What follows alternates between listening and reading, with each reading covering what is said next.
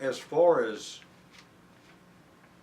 curing mental issues, that I don't see where that could be successfully completed through our type of work. Through the courts it can. But what I did do, I sent 5 deputies to a mental health training through Judge Davenport, where I have 5 certified mental health officers that can actually order a commitment on scene without Judge Davenport being there or being in the middle of the night, or if he's out of town and he has somebody in charge while he's gone. I have 5 deputies now have the authority, have the training, where if we run into a situation where we cross into possible mental illness, our deputies can have them taken into custody, and the next morning Judge Davenport will follow up with it. It is a serious issue right now. They closed down a couple of the state hospitals, and now they're trying to keep them in the jails. Jails aren't big enough to be able to handle those type people the way they should be. I mean, they should be isolated if they have this type phobia from being around others. But we're not equipped that way, and I don't know many sheriff's departments or county, city jails that are equipped that way. But that's what we're dealing with right now. I mean, there's mental issues on the streets, there's mental issues in all aspects of life right now. Some of the ones we personally deal with is through pistol permits and incarceration in our jail. It's time. I mean, they do get seen. We do have a psychologist that comes in, and of course we get court orders to have them treated, and we just have to comply with the court orders, and that's what we do.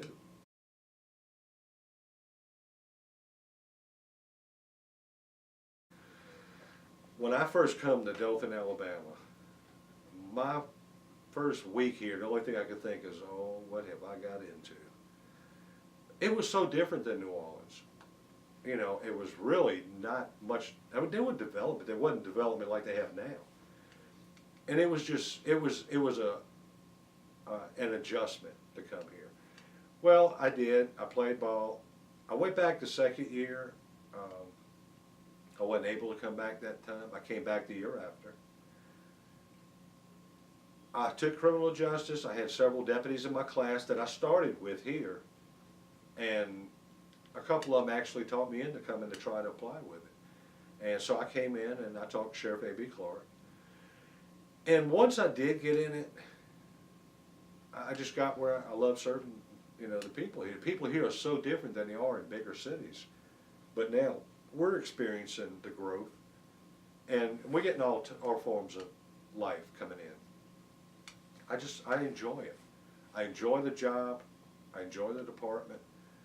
I enjoy this type of work. You know, there's a lot of times you think you're ready to give it up, but in the back of your mind, you think, you know, I'm not a quitter. I don't want to give up on this. I want to go forward with it. And that's how it's been my whole career. You know, it's a challenge. I don't like defeat. I don't like second place. Picked Dothan, and this is where I'm at since 1973.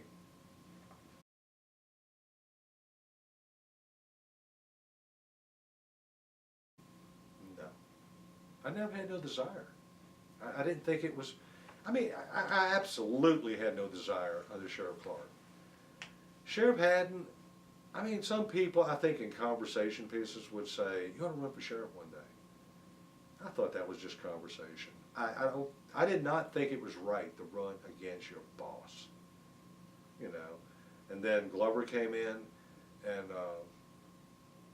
there was some difficult times. I mean, there was difficult times on all of them at one point. But it wasn't right to run against your boss. And then when Hughes come in and was leaving, asked me if I'd do it, and I didn't understand the process, and I said no. It was not right, and I still don't think it's right. But like I said, when I talked to Ricky and I understood the process, I wasn't going to sit back and let somebody else walk in here, me with 35 years, and have an unknown walk in our department and just take it over. So I tried it, and it worked out.